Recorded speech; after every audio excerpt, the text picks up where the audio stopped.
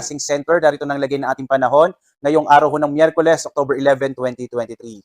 Sa ating latest satellite images ay nakapasok na nga ng Philippine Area of Responsibility ang low pressure area na ating binantayan itong mga nakalipas na araw. Huli itong namataan 750 kilometers silangan ng Giwan sa bahagi naman ng Eastern Samar. At sa ngayon, yung trough extension ito magdadala ng maulap na kalangitan na may mga pag-ulan, particular na sa bahagi ng Mimaropa, Calabarzon, malaking bahagi ng Kabisayan, Mindanao at kasama rin yung Kamay-Nilaan. Sa nalabing bahagi ho ng Luzon, itong Northern and Central Luzon ay makikita ho natin medyo mainit pa rin yung umaga habang malaking tsansa ng mga pag-ulan sa hapon hanggang sa gabi. Base ho sa pinakuling datos natin ay malit pa rin yung tsansa na maging bagyo itong low pressure area.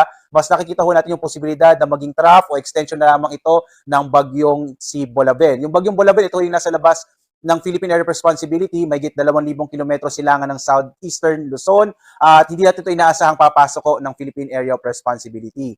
Narito ang lagay ng panahon dito sa Luzon. Makikita ho natin na malaking bahagi ho ng Southern Luzon, particular na itong Mimaropa, Calabarzon, Bicol Region, kasama yung Kamay-Nilaan. Asahan ho natin yung malaking tsansa ng maulap na kalangitan, na may kalat-kalat na pag-ulan, pag-inat, pag-kulog.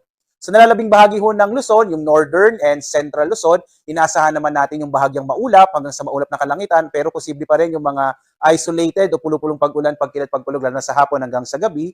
Agad ng temperatura sa Lawag, 25 to 33, sa Baguio, 17 to 25. Sa Tuguegarao naman, nasa 25 to 33, habang sa Metro Manila, 25 to 31 degrees Celsius. Sa Tagaytay ho, 21 to 31 degrees Celsius. Sa Legazpi, hanggang 30 degrees Celsius. Hanggang 31 degrees Celsius ang maranasang temperatura sa Puerto Princesa at gayon din ho sa Kalayaan Islands. Dito naman sa Kabisayaan, makita ho natin malaking bahagi ng Kabisayaan ay makararanas din ng maulap na kalangitan, na may malaking tsansa ng mga pag-ulan, na may kasamang pag-inat, pag-kulog. Ang agwat ng temperatura sa Iloilo ay 25 to 31, sa Cebu 24 to 31, habang sa Tacloban hanggang 30 degrees Celsius. Malaki rin ang tsansa ng pag-ulan dito sa may bahagi ng Mindanao at asahan din ang maulap na kalangitan.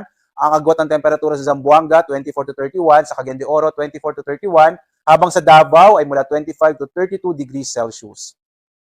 Wala pa rin tayong nakataas na gale warning, kaya ligtas naman pumalaot ang mga malitasakyang pandagat, maliliit ang mga bangka sa mga baybayin ng ating bansa. Pero iba yung pag-iingat pa rin, lalo na pag meron tayong mga thunderstorms na maaaring magpalakas ng alon ng karagatan.